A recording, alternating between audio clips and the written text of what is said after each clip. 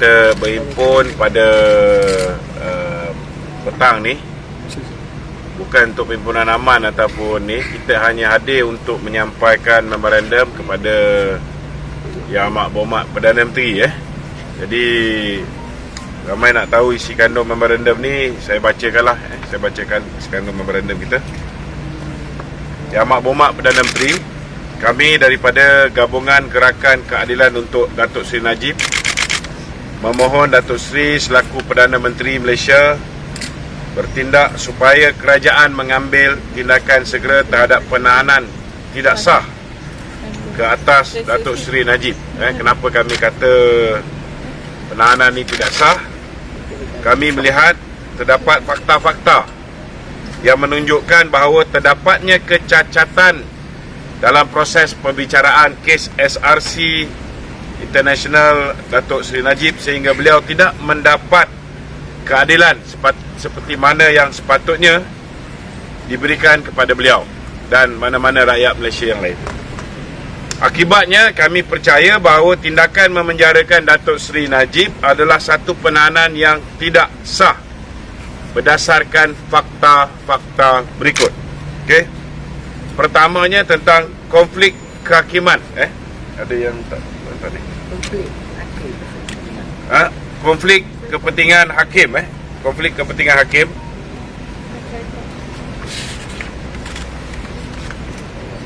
Kami percaya bahawa Yang Arif Hakim Datuk Muhammad Nazlan Ghazali mempunyai konflik kepentingan dan tidak sepatutnya menjadi hakim yang mengendalikan kes SRC ini.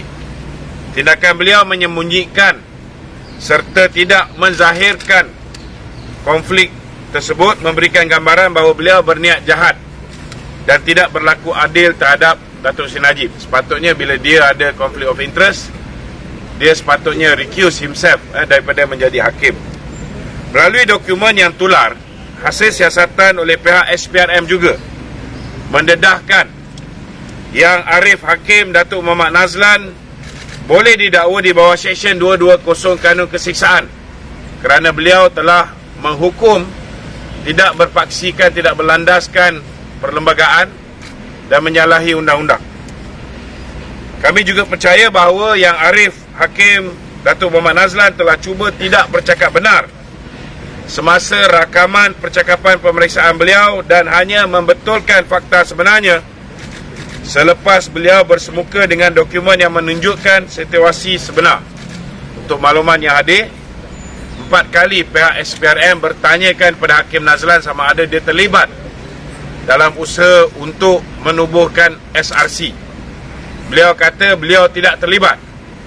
Kali kedua tanya kata tak terlibat. Kali ketiga tanya kata tak terlibat. Kali keempat tanya pun cakap tak terlibat. Bila pihak SPRM tunjukkan bukti berupa minit mesyuarat, surat-surat yang beliau tanda tangan, barulah beliau termenung setengah jam dan akhirnya mengakui. Ini menjadi kesalahan di bawah Seksyen 191 Kanun Kesiksaan dan Seksyen 27 Akta Suruhanjaya Pencegahan Rasuah Malaysia 2009. Paling utama, terdapat pelanggaran yang jelas peraturan 8 dalam kurungan 1A Kod Etika Hakim 2009 yang menyatakan seperti berikut. Seorang hakim hendaklah memastikan bahawa semua aktiviti luar kehakimannya tidak menimbulkan keraguan yang munasabah tentang keupayaan yang untuk bertindak dengan saksama sebagai seorang hakim. Okey. Keduanya berhubung dengan tidak diberikan ruang secukupnya untuk Datuk Seri Najib membuat rayuan. Hak Datuk Seri Najib untuk mendapatkan keadilan semasa proses rayuan di Mahkamah Persekutuan juga telah dinafikan ketika permohonan peguam baru untuk memperolehi sedikit masa melakukan persiapan ditolak. Permohonan ini adalah logik dan tidak melampaui batas mengambil kira kerumitan kes dan puluhan ribu muka surat dokumen yang perlu diteliti. Ini disahkan sendiri oleh Tan Sri Tommy Thomas, bekas Peguam Negara, yang mana di dalam buku dia beliau mengatakan beliau terpaksa hire orang luar sebagai DPP kanan kerana dokumen yang perlu diteliti ini bertroli-troli. Ini kenyataan dalam buku Justice in Wilderness yang ditulis oleh Tan Sri Tommy Thomas.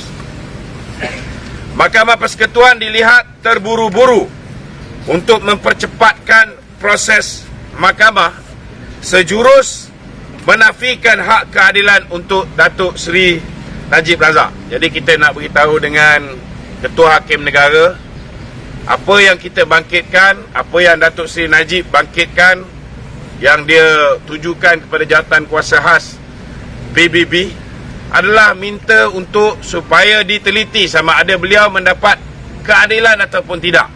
Ini bukan sebarang bentuk ugutan. Ini bukan sebarang usaha menakut-nakutkan badan kehakiman.